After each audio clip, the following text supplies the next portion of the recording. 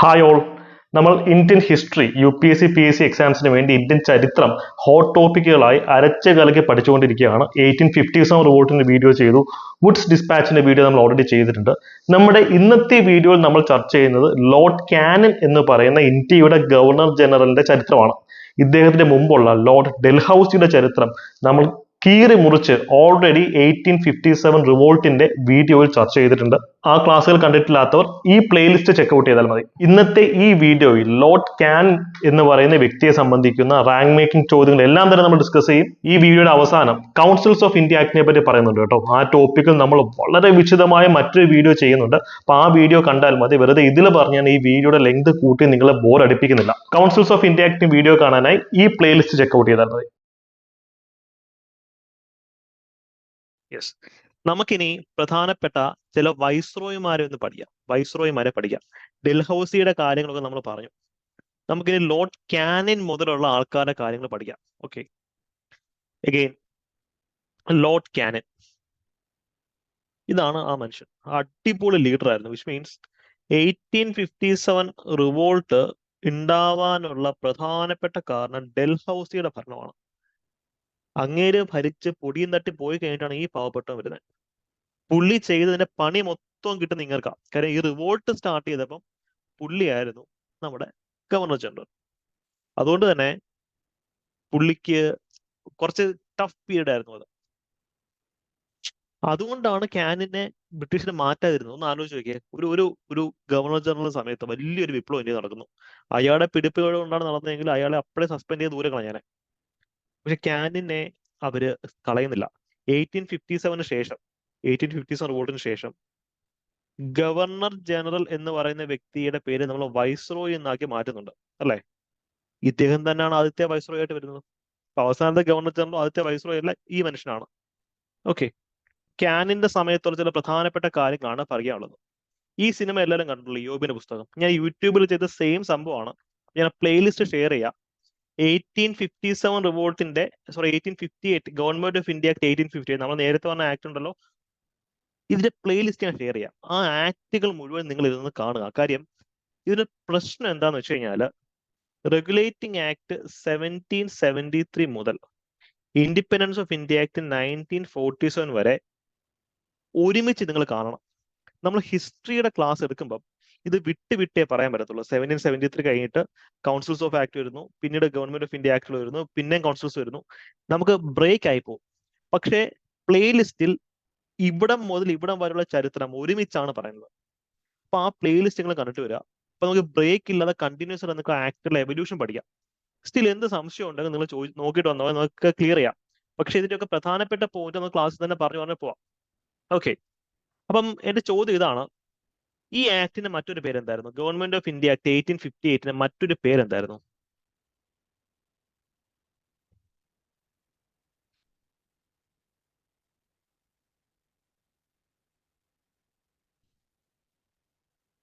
Yes Fathima, act for good governance, അല്ലെ? അല്ലെ good administration, സദ്ഭരണത്തിനുള്ള act എന്നുള്ളതിന്റെ പേര്. ആക്ച്വലി പേരിനകത്ത് മാത്രമേ സദ്ഭരണം ഉള്ളൂ, ആക്ടിനകത്ത് ഒരു തേങ്ങയില്ല. കാര്യം this was A very bad act. അപ്പൊ ഈ സമയത്ത് ബ്രിട്ടനിലെ പ്രൈം മിനിസ്റ്റർ ആരാണെന്നുള്ള ചോദ്യം വന്നിട്ടുണ്ട്. British prime minister during 1858. ഇത് പാൽമർസ്റ്റോൺ എന്ന് പറയുന്ന വ്യക്തിയായിരുന്നു ഈ സമയത്ത് ബ്രിട്ടീഷ് പ്രൈം മിനിസ്റ്റർ. ഓക്കെ, അപ്പൊ ഇവിടെ പറയുന്ന പ്രധാനപ്പെട്ട കാര്യം എന്താ?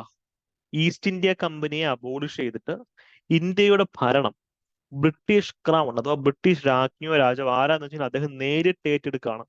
ബിക്കോസ് ഈസ്റ്റ് ഇന്ത്യ കമ്പനിയുടെ പിടിപ്പേട് കൊണ്ടാണ് ഇന്ത്യ ഈ പരുവത്തിലായത്. നമുക്ക് ഈസ്റ്റ് ഇന്ത്യ കമ്പനി അബോളിഷ് ചെയ്യാം. ഇതിന്റെ ഭരണം ബ്രിട്ടീഷ് ക്രൗൺ അല്ലെങ്കിൽ his or her majesty directly take over ചെയ്യും. ഇതിന്റെ ഭാഗമായിട്ട് ഗവർണർ ജനറലിന്റെ പേര് വൈസ്രോയി എന്നാക്കി മാറ്റുന്നുണ്ട്. വലിയ കാര്യമൊന്നുമില്ല, പഴയ വീഞ്ഞ് പുതിയ കുപ്പിയിൽ, ഒരു പേര് മാറ്റൽ ചടങ്ങ് മാത്രമേ ഉള്ളൂ. അങ്ങനെയാണ് കാനിൻ ഇന്ത്യയുടെ ആദ്യത്തെ വൈസ്രോയി ആവുന്നത്. സോ ഇന്ത്യയുടെ അവസാനത്തെ ഗവർണർ ജനറലും ആദ്യത്തെ വൈസ്രോയും ഒക്കെ കാനിനാണ്. പക്ഷേ ഇൻഡിപെൻഡന്റ് ഇന്ത്യയുടെ അവസാനത്തെ ഗവർണർ ജനറൽ മൗണ്ട് ബാറ്റൻ ആണ്. അതൊക്കെ നമ്മൾ ലാസ്റ്റ് ക്ലാസ്സിൽ ഈ കൺഫ്യൂസിങ് ഫാക്ടുകൾ ഞാൻ ഒരുമിച്ച് പറഞ്ഞുതരാം. Rajagopalachari last governor general of India ആണ്, മനസ്സിലായല്ലേ? അപ്പൊ അതിലേക്കൊക്കെ നമുക്ക് വരാം. Independent first governor general viceroy mount batten. അപ്പൊ കൺഫ്യൂസിങ് ഫാക്ടറുകൾ നമുക്ക് കൺസോൾഡേറ്റ് ചെയ്ത് ഈ എപ്പിസോഡ്സ് എല്ലാം പഠിച്ചതിന് ശേഷം ഡിസ്കസ് ചെയ്യാം. തൽക്കാലം അറിഞ്ഞിരിക്കുക, ബ്രിട്ടീഷ് ഇന്ത്യയിലെ അവസാനത്തെ ഗവർണർ ജനറലും ബ്രിട്ടീഷ് ഇന്ത്യയിലെ ആദ്യത്തെ വൈസ്രോയും കാനൻ ആണെന്നുള്ള കാര്യം പറഞ്ഞിരിക്കുക. ഓക്കെ, അപ്പൊ ഇതിനകത്തെ ബാക്കിയുള്ള ഡേറ്റ നിങ്ങൾ ജസ്റ്റ് നോക്കിയേ. ഇതിന് അണ്ടറിൽ സെക്രട്ടറി ഓഫ് സ്റ്റേറ്റ് എന്ന് പറയുന്ന ഒരു ഓഫീസ് ക്രിയേറ്റ് ചെയ്യുന്നുണ്ട്. സെക്രട്ടറി ഓഫ് സ്റ്റേറ്റ്, അതായത് ഇപ്പം നിങ്ങൾ പല ആക്ടുകളുടെയും പേര് കേട്ടിട്ടുണ്ടായിരിക്കും അല്ലെ? മിന്റോ മോർലി റിഫോം അല്ലെങ്കിൽ മോണ്ടേഗു ചെംസ്ഫോർഡ് റിഫോംസ് ഒക്കെ പറഞ്ഞു കേട്ടിട്ടുണ്ടായിരിക്കും. ഇവിടെ മോർലിയും ചെംസ്ഫോർഡും ഒക്കെ ആരാ? ഇവരൊക്കെ ആക്ച്വലി സെക്രട്ടറി ഓഫ് സ്റ്റേറ്റുകളായിരുന്നു. അതായത് പണ്ട് ഇനി മുതൽ വൈസ്രോയേക്കാൾ പ്രധാനപ്പെട്ട ഒരു വ്യക്തിയാണ് secretary of state. Secretary of state എന്ന് വെച്ച് കഴിഞ്ഞാൽ ഇന്ത്യയുടെ കാര്യങ്ങളൊക്കെ പഠിക്കാനും നോക്കി നടത്താനും വേണ്ടിയിട്ട് ഇംഗ്ലണ്ടിൽ ഇരിക്കുന്ന ഒരു വ്യക്തിയാണ്. He's not in India, he's in England. He's a member of British war cabinet. ബ്രിട്ടനിലെ ഒരു ഫിനാൻസ് മിനിസ്റ്റർ ഒക്കെ ആയിരിക്കും ഇദ്ദേഹം. Secretary of state for India എന്നൊരു പൊസിഷൻ കൊണ്ടുവന്നിട്ട് പുള്ളിയായിരിക്കും കാര്യങ്ങളൊക്കെ ചെയ്യുക. അപ്പം ഇന്ത്യയിലെ വൈസ്രോയെ കൺട്രോൾ ചെയ്യുന്ന ഒരു സെക്രട്ടറി ഓഫ് സ്റ്റേറ്റ് ആയിരിക്കും. അപ്പൊ ആദ്യത്തെ സെക്രട്ടറി ഓഫ് സ്റ്റേറ്റ് ആണ് ലോർഡ് സ്റ്റാൻലി എന്നത്. Lord Stanley. ഓക്കെ, ഇദ്ദേഹത്തെ ഉപദേശിക്കാനായിട്ട് ഒരു 15 മെമ്പർ കൗൺസിൽ ഒക്കെ ഉണ്ട്. വൈസ്രോയും ഈ കൗൺസിലിൽ ഒരു അംഗമാണ്. അപ്പം ഈ ഒരു ആക്ടിന്റെ അസോസിയേറ്റ് ചെയ്തിട്ടാണ് ക്വീൻസ് പ്രൊക്ലമേഷൻ വരുന്നത്. ഓ സോറി, മോണ്ടേഗു ആയിരുന്നല്ലോ സെക്രട്ടറി. യെസ്, ശ്രീ പറഞ്ഞാണ് കറക്റ്റ്. അല്ല, ഞാൻ നിങ്ങൾ ശ്രദ്ധിച്ചിരിക്കുന്നുണ്ടോ എന്ന് അറിയാൻ ചെക്ക് ചെയ്താണ് കേട്ടോ. യെസ്, ശ്രീ പറഞ്ഞാണ് correct. Okay, fine. Queen's Proclamation 1858 ആക്ടുമായിട്ട് അസോസിയേറ്റ് ചെയ്ത് നമ്മൾ പഠിക്കുന്ന ഒരു പ്രധാനപ്പെട്ട പോയിന്റാണ് ക്വീൻസ് പ്രൊക്ലമേഷൻ. ക്വീൻസ് പ്രൊക്ലമേഷൻ അല്ലെ, നവംബർ 1, 1858 അലഹബാദിൽ വെച്ച് ഒരു വലിയ ദർബാർ ലോർഡ് കാനൻ സംഘടിപ്പിക്കുന്നത്. ദർബാർ മീൻസ് വലിയൊരു മീറ്റപ്പ്. ഇന്ത്യയിലുള്ള എല്ലാ രാജാക്കന്മാരും അവിടെ കാണും, നാട്ടുരാജ്യത്തെ രാജാക്കന്മാർ അവിടെ കാണും, ബ്രിട്ടനിൽ നിന്നുള്ള റെപ്രസെന്റേറ്റീവ്സ് അവിടെ കാണും, പല രാജ്യങ്ങളിൽ നിന്നുള്ള ആൾക്കാർ അവിടെ കാണും. ഈ ദർബാറിൽ വെച്ചിട്ട് ലോർഡ് കാനൻ വലിയൊരു ഡിസിഷൻ എടുക്കുന്നുണ്ട്. ഇതാണ് ക്വീൻസ് പ്രൊക്ലമേഷൻ എന്ന് പറയുന്നത്. ക്വീൻസ് പ്രൊക്ലമേഷൻ ആണ് വിളിക്കുന്നതിൽ ഇതൊക്കെ ഡ്രാഫ്റ്റ് ചെയ്തത് കാനൻ ആണ്. ഓക്കെ, ബ്രിട്ടീഷ് രാജ്ഞി അവിടെ നടത്തുന്ന വലിയൊരു പ്രഖ്യാപനമുണ്ട്. ആ പ്രഖ്യാപനം അതിന്റെ ഒരു കോണ്ടെക്സ്റ്റ് ആണ് നിങ്ങൾ ഇയോബിന്റെ പുസ്തകം നോക്കി കാണേണ്ടത്. ഇയോബിന്റെ പുസ്തകത്തില് ലാല് പറയുന്ന ഒരു ഡയലോഗ് ഉണ്ട്, ഫേമസ് ഡയലോഗാണ്. ബ്രിട്ടീഷ് രാജ്ഞിയുടെ പ്രജയാണ് ഞാൻ. വലിയ അന്തസ്സായിട്ട് ലാല് പറയുന്നത്. ഇയോബ് അതിനകത്ത് ഭഗത് ഫാസിലെ കമ്മ്യൂണിസ്റ്റുകാരാണല്ലോ. ഭഗത് ഫാസില് വിപ്ലവം നടത്തുന്നത് ലാലിന് ഇഷ്ടമല്ല. അപ്പം അങ്ങനെ പറഞ്ഞതാണ്, ബ്രിട്ടീഷ് രാജ്ഞിയുടെ പ്രജയാണ് ഞാൻ, എന്റെ വീട്ടിലിരുന്നുകൊണ്ട് നീ രാജ്ഞിക്കെതിരായിട്ട് കലഹം നടത്തോളാ എന്നാണ് ചോദിക്കുന്നത്. മനസ്സിലായല്ലേ? കാര്യം അങ്ങനെ ഒരു സെൻസിബിലിറ്റി അല്ലെങ്കിൽ അങ്ങനെ ഒരു വികാരം നമുക്ക് എങ്ങനെ വന്നത്? ഏതെങ്കിലും ഒരു പോയിന്റ് ഓഫ് ടൈമിൽ നമ്മൾ ബ്രിട്ടീഷ് രാജ്ഞിയുടെ പ്രജയായിരുന്നു. കാര്യം 1858 ആക്ടിന് ശേഷം ഇന്ത്യയുടെ ഭരണം ബ്രിട്ടീഷ് ക്രൗൺ നേരിട്ട് ഏറ്റെടുക്കുക അല്ലെ? കിരീടം, യെസ്, നേരിട്ട് ഏറ്റെടുക്കുകയാണ്. വിച്ച് മീൻസ് നമ്മൾ ഓരോരുത്തരും ബ്രിട്ടീഷ് രാജ്ഞിയുടെ പ്രജയായിട്ട് മാറി. അതാണ് ക്വീൻസ് പ്രൊക്ലമേഷൻ. ഇതിനകത്ത് പറഞ്ഞ പ്രധാനപ്പെട്ട ഒരു കാര്യമുണ്ട്. 1850s റിവോൾട്ട് സ്റ്റാർട്ട് ചെയ്യാനുള്ള പ്രധാനപ്പെട്ട റീസൺ എന്താ? ബ്രിട്ടീഷുകാരുടെ തോന്നിവാസമാണ്. ബ്രിട്ടീഷുകാർ ലാൻഡ് പിടിച്ചെടുക്കുന്നു, ഭയങ്കര ആർത്തിയാണല്ലോ ബ്രിട്ടീഷുകാർക്ക്. അതുകൊണ്ട് രാജ്ഞി പറയുന്നൊരു കാര്യമുണ്ട്, ഇനി മുതൽ ഞങ്ങൾ അനാവശ്യമായിട്ട് ലാൻഡ് പിടിച്ചെടുക്കാൻ പോകത്തില്ല. അതായത് ഞങ്ങൾ ഇനി ഇന്ത്യൻ രാജാക്കന്മാരുടെ കയ്യിലിരിക്കുന്ന ലാൻഡ് പിടിച്ചെടുക്കാൻ ഞങ്ങൾ ശ്രമിക്കത്തില്ല. പക്ഷേ ഞങ്ങളുടെ ലാൻഡ് പിടിച്ചെടുക്കാൻ നിങ്ങൾ ശ്രമിക്കില്ല. ഇപ്പൊ സ്റ്റാറ്റസ് കോ മെയിൻറ്റെയിൻ ചെയ്യും. ഇപ്പൊ ഞങ്ങളുടെ കയ്യിലുള്ള ലാൻഡ് ഞങ്ങളുടെ കയ്യിൽ. ഇന്ത്യ എന്ന് വെച്ച് കഴിഞ്ഞാൽ ആ സമയത്ത് നാട്ടുരാജ്യങ്ങളുണ്ട്, പ്രസിഡൻസീസ് ഉണ്ട് അല്ലെ? ഇപ്പം കേരളം എടുക്കാന്നുണ്ടെങ്കിൽ ട്രാവൻകൂർ, കൊച്ചി, മലബാർ. ട്രാവൻകൂറിലും കൊച്ചിയിലെ രാജാവും മലബാർ എന്ന് വെച്ച് കഴിഞ്ഞാൽ ബോംബെ പ്രസിഡൻസിയുടെ മദ്രാസ് പ്രസിഡൻസിയുടെ ഭാഗമായിരുന്നു അല്ലെ?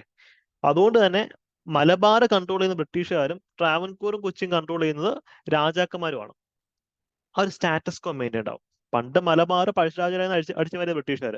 അപ്പൊ ഈ യുദ്ധം ഇനി മുതൽ ഉണ്ടാവില്ല, ആ ഒരു പ്രഖ്യാപനം ഇവിടെ നടത്തുന്നുണ്ട്. ഓക്കെ, അപ്പം എല്ലാ ഇന്ത്യക്കാരും രാജ്ഞിയുടെ പ്രജയാണ്. ആ രീതിയിലുള്ള പ്രൊട്ടക്ഷൻ നിങ്ങൾക്ക് കിട്ടുമെന്ന് പറയുന്നുണ്ട്.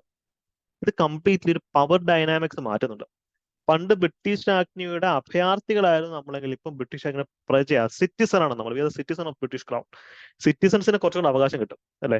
അതുകൊണ്ടാണ് ഈ ഒരു പ്രൊക്ലമേഷനെ Magna Carta of Indian people എന്ന് വിളിക്കുന്നത്. ചോദിച്ചിട്ടുള്ള Magna Carta of Indian people. അപ്പൊ KS ചോദ്യം വരാം, why Queen's Proclamation is known as the Magna Carta of Indian people?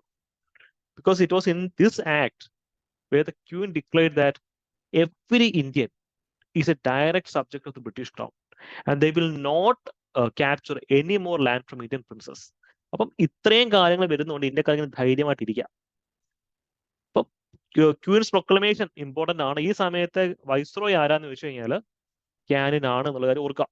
Okay, അപ്പൊ ക്യാനിന്റെ കുറച്ചും കൂടെ കാര്യങ്ങൾ പറയാനുണ്ട്. ക്യാനിൻ വലിയ സംഭവം നൽകിയ വ്യക്തിയാണ്, അതിന് കുറെ കൂടെ കാര്യങ്ങൾ നമുക്ക് പറയാനുണ്ട്.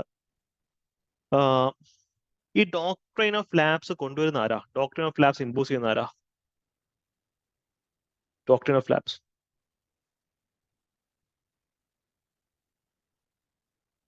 Who impose? ഡെൽഹൌസി അല്ലെ? ഈ ഡോക്ട്രൈൻ ഓഫ് ലാബ്സ് ഇമ്പോസ് ചെയ്തതാണല്ലോ ഇത്തരം പ്രശ്നത്തിനൊക്കെ കാരണം. അതുകൊണ്ട് തന്നെ ക്യാനിൻ ഡോക്ട്രൈൻ ഓഫ് ലാബ്സ് വിഡ്രോ ചെയ്യുന്നുണ്ട്. നിങ്ങൾ കാര്യം നോക്കി അറിയാം, ഇപ്പം മറാത്ത വാർ അല്ലെങ്കിൽ ആംഗ്ലോ മൈസൂർ വാർ അല്ലെങ്കിൽ പഴശ്ശിയുടെ വിപ്ലവം, ഈ ലാൻഡ് പിടിച്ചെടുക്കാനുള്ള ബ്രിട്ടീഷുകാരുടെ ആ ഒരു സംഭവേ 1850s മുമ്പാണ്. 1857 ശേഷം ബ്രിട്ടീഷുകാര് ഒരു ഇന്ത്യൻ രാജാവുമായിട്ട് തല്ലുണ്ടാക്കിയതിന്റെ കഥയുണ്ടോ? ചോദ്യം ഇതാ. 1857 നിങ്ങൾ അങ്ങനെ ചിന്തിച്ചിട്ടുണ്ടോ? 1857 റിവോൾട്ടിന് ശേഷം ഇന്ത്യയിലെ രാജാക്കന്മാരും ബ്രിട്ടീഷും വലിയ ഇഷ്യൂ ഉണ്ടാവുന്നില്ല. അതിന് മുമ്പ് കംപ്ലീറ്റ്ലി ഇല്ല നല്ല പറയുന്നത്, എന്തായാലും അതിഭീകരമായിട്ട് പഴശ്ശി രാജാവിനെയോ അല്ലെങ്കിൽ ടിപ്പു സുൽത്താനെയോ പോലും ഫിഗർ വരുന്നില്ല. നിങ്ങൾ ശ്രദ്ധിച്ചിട്ടില്ലേ? അതിന് റീസൺ ഇതാ. കാര്യം ഇനി മുതൽ രാജാക്കന്മാരുമായിട്ട് ഒരു ഒരു ഒരു പീസ്ഫുൾ ടേംസിൽ പോകാനുള്ള ഡിസിഷനാണ് ബ്രിട്ടീഷ് ഗവൺമെന്റ് എടുക്കുന്നത്. ഓക്കെ, അപ്പൊ ഇനി അങ്ങോട്ട് നമുക്ക് വലിയ വലിയ വിപ്ലവങ്ങൾ അങ്ങനെ കാണുന്നില്ല. പക്ഷെ ഈ സമയത്താണ് ഇൻഡിഗോ റിവോൾട്ട് ഉണ്ടാവുന്നത്. ഇൻഡിഗോ റിവോൾട്ട് നമുക്ക് പെസന്റ് അപ്രൈസിംഗ് പഠിക്കുമ്പോൾ എടുക്കാം കേട്ടോ. പെസന്റ് അപ്രൈസിംഗ് ഇന്ത്യയിലെ ഈ ഇൻഡിഗോ റിവോൾട്ട്, സന്യാസി ഫക്കീർ റെബലിയൻ അല്ലെങ്കിൽ തെഭാഗ മൂവ്മെന്റ് ഒക്കെ നമ്മൾ സെപ്പറേറ്റ് ക്ലാസ്സിലാക്കി എടുക്കാം. ഇത് നമുക്ക് അവിടെ പറയാം. അപ്പൊ ഞാൻ ചോദിക്കും ആ സമയത്ത് ആരായിരുന്നു ഇൻഡിഗോ റിവോൾട്ടിന്റെ സമയത്ത് വൈസ്രോയി? അത് ക്യാനൻ ആയിരുന്നു കേട്ടോ. ക്യാനന്റെ സമയത്താണ് നമ്മൾ എന്ത് ചെയ്യുന്നത്? ആർക്കിയോളജിക്കൽ സർവേ ഓഫ് ഇന്ത്യ സ്ഥാപിക്കുന്നത്. Archaeological survey of India 1861 archaeological survey of India ഇപ്പൊ ന്യൂസിലുണ്ട്. മറ്റേ ബാബറി മസ്ജിദ്, രാം ജന്മഭൂമി കോണ്ടെക്സ്റ്റിൽ ആർക്കിയോളജിക്കൽ സർവേ ഓഫ് ഇന്ത്യക്കായിരുന്നു സുപ്രീം കോർട്ട് ഓഫ് ഇന്ത്യ ചില കാര്യങ്ങൾ പഠിക്കാൻ വിട്ടിരുന്നത്. അപ്പൊ ആ ഒരു context archaeological survey of India ന്യൂസിലുണ്ട്. ആരാണ് ആർക്കിയോളജിക്കൽ സർവേ ഓഫ് ഇന്ത്യ സ്ഥാപിക്കുന്നത്? Father of archaeology in India. Yes, നോഫി, വെരി ഗുഡ്. Alexander Cunningham. ഈ അലക്സാണ്ടർ കണ്ണിഹാം ഇദ്ദേഹത്തിന്റെ സുഹൃത്തായിരുന്നു, ക്യാനന്റെ സുഹൃത്തായിരുന്നു. അങ്ങനെയാണ് അവർ സ്ഥാപിക്കുന്നത്. അപ്പൊ ഇതിന്റെ കൂടെ തന്നെ ഇന്ത്യയിൽ ആദ്യത്തെ ബഡ്ജറ്റ് അവതരിപ്പിക്കുന്നത് ജെയിംസ് വിൽസൺ എന്ന് പറയുന്ന വ്യക്തിയാണ്.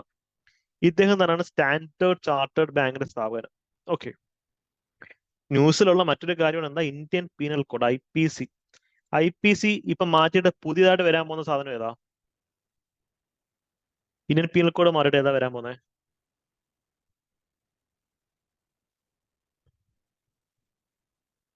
യെസ്, ഭാരതീയ ന്യായ സംഹിത അല്ലെ? യെസ്. അപ്പൊ അത് ന്യൂസിനകത്തുണ്ട്. അപ്പൊ ആലോചിക്കുക, ഇന്ത്യൻ പീനൽ കോഡ് ഇന്ത്യയിൽ കൊണ്ടുവന്നത് 1860 ബൈ ലോർഡ് ബാബിങ്ടൺ മക്കോളെ. 1860 വന്ന ബ്രിട്ടീഷുകാർ കൊണ്ടുവന്ന ഈ ഡോക്യുമെന്റ് ആണ് 2024 ആയിട്ട് നമ്മൾ ഉപയോഗിച്ചുകൊണ്ടിരിക്കുന്നത്. ഒന്ന് ആലോചിച്ച് നോക്കിയേ, ഇത് എത്ര വർഷമായി? 40ഉം 24ഉം ഓൾമോസ്റ്റ് 64 ഇയേഴ്സ്. ആലോചിച്ച് നോക്കിയേ. സോറി 64 അല്ലോ. കാൽക്കുലേറ്റ് ചെയ്തോ. അപ്പം ഇത്രയും ഇവർ യൂസ് ചെയ്യുന്നുണ്ട് അല്ലെ? നൂറുകണക്കിന് വർഷങ്ങളായിട്ട് നമ്മൾ യൂസ് ചെയ്യുന്ന ഈ സെയിം സാധനമാണ്. അപ്പം ഇത് മാറേണ്ടതായിട്ടുണ്ട്. IPCയുടെ പുതിയ കോണ്ടെക്സ്റ്റുകൾ, IPC, CRPC ഒക്കെ പുതിയതായിട്ട് എന്താ വന്നിട്ടുള്ളത് എന്നുള്ള കാര്യം നമുക്ക് പഠിക്കേണ്ടിയിരിക്കുന്നു.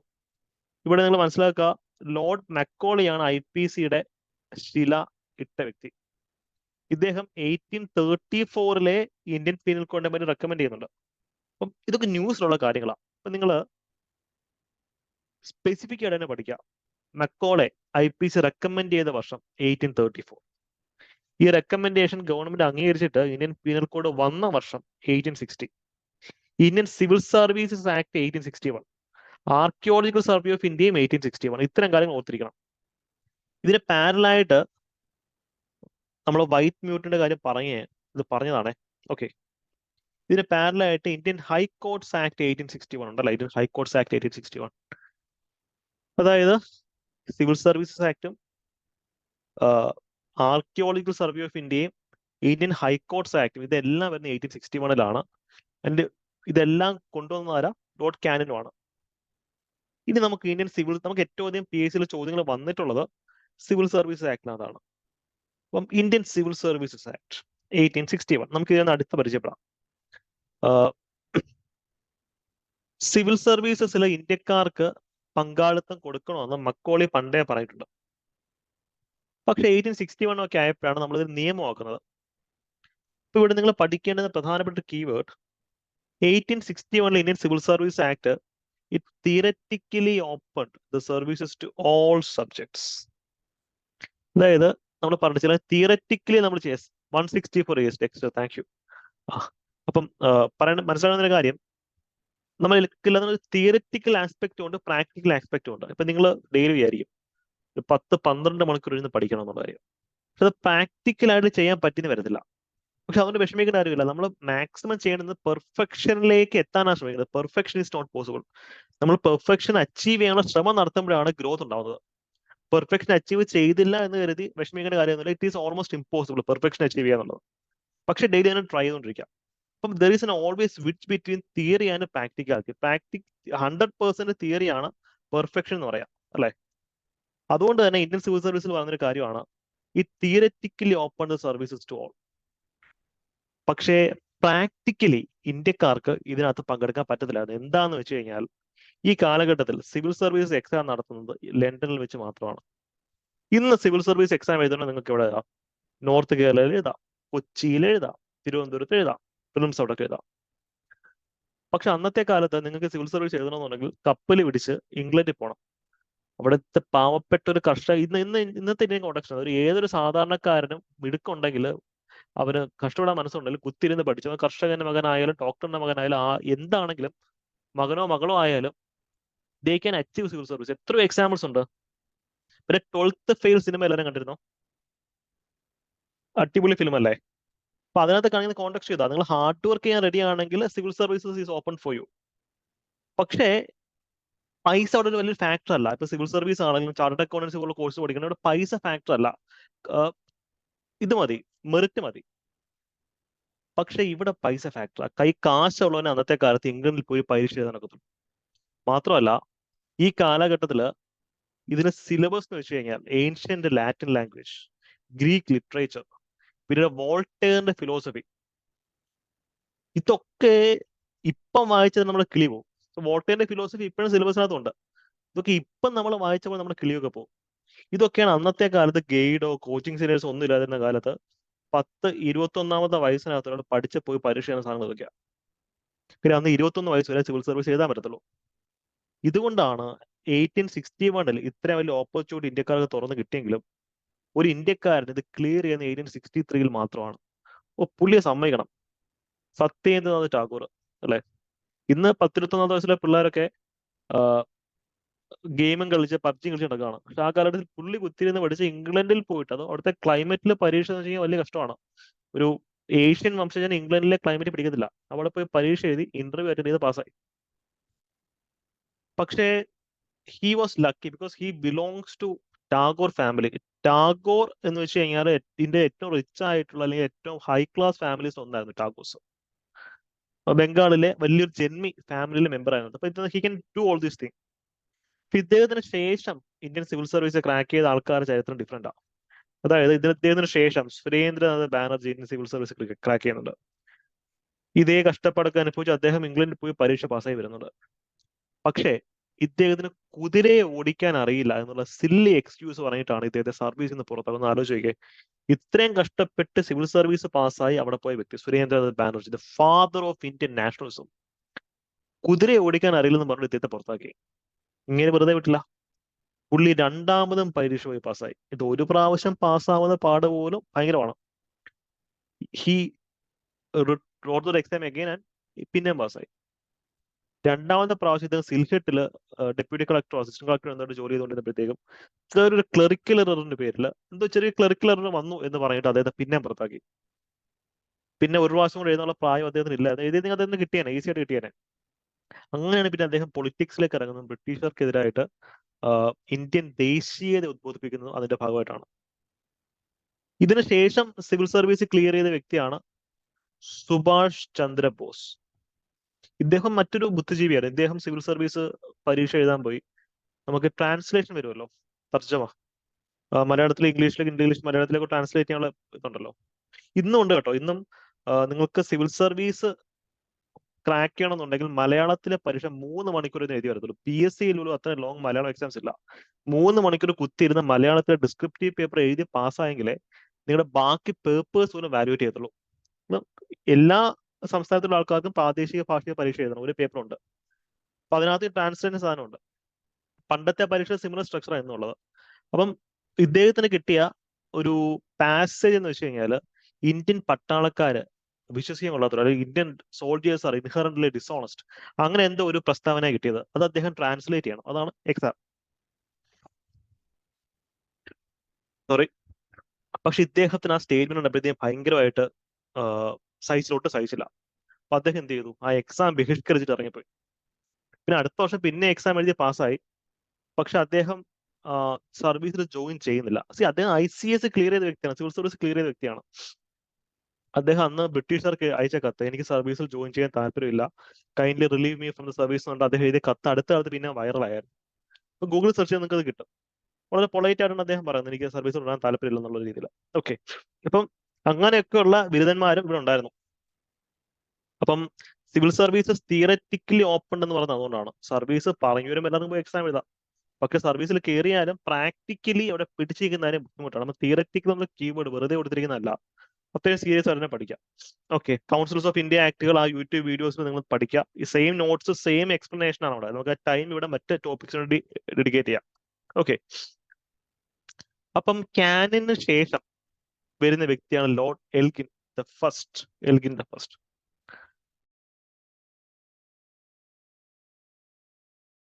ഹായ് ഓൾ, അങ്ങനെ ഈ വീഡിയോ നിങ്ങൾക്ക് ഇഷ്ടപ്പെട്ടെന്ന് വിശ്വസിക്കുന്നു. ലോർഡ് ക്യാനൻ എന്ന് പറയുന്ന personality related questions rank making തലത്തിൽ അറ്റൻഡ് ചെയ്യാനുള്ള ഫുൾ കോൺഫിഡൻസ് നിങ്ങൾക്ക് കിട്ടിയെന്ന് എനിക്ക് മനസ്സിലായി. ഈ വീഡിയോയുടെ അവസാനം പറഞ്ഞിട്ടുള്ള കൗൺസിൽസ് ഓഫ് ഇന്ത്യ ആക്ട്, അതിനെപ്പറ്റി വളരെ വിശദമായിട്ടുള്ള മറ്റൊരു വീഡിയോ നമ്മൾ ചെയ്തിട്ടുണ്ട്. കാര്യം ആക്ടുകൾ, government of India act, councils of India act ഒക്കെ നമുക്ക് ഒരുമിച്ച് ഒരു കഥ പോലെ പഠിക്കേണ്ടിയിരിക്കുന്നു. പൊളിറ്റിക്കൽ ഹിസ്റ്ററിയിലെ ആ പ്രധാനപ്പെട്ട ഏരിയാസ് ഒക്കെ നിങ്ങൾക്ക് ഈ പ്ലേലിസ്റ്റിൽ നിന്നും പഠിക്കാവുന്നതാണ്. സോ ലോർഡ് ക്യാനൻ വരെയുള്ള കാര്യങ്ങൾ നമ്മൾ ഡിസ്കസ് ചെയ്തത് ഈ ഇവന്റിന് ശേഷമുള്ള ഇന്ത്യൻ ചരിത്രവും പാർട്ടായിട്ട് വീഡിയോ രൂപത്തിൽ നിങ്ങൾക്ക് ലഭിക്കുന്നതാണ്. ഈ വീഡിയോസിന്റെ ഒക്കെ PDF നോട്ട്സ് ലഭിക്കാനായി നിങ്ങൾ നമ്മുടെ ടെലിഗ്രാം ചാനൽ മെമ്പേഴ്സ് ആവുക. ടെലിഗ്രാം ചാനലിന്റെ ലിങ്ക് ഞാൻ കമന്റ് സെക്ഷനിൽ പിൻ ചെയ്ത് വെച്ചിട്ടുണ്ട് കേട്ടോ. ഈ വീഡിയോ ഇഷ്ടപ്പെട്ടാലും ഇഷ്ടപ്പെട്ടില്ലെങ്കിലും നിങ്ങളുടെ അഭിപ്രായം കമന്റ് സെക്ഷനിൽ രേഖപ്പെടുത്തുക. Push the competition.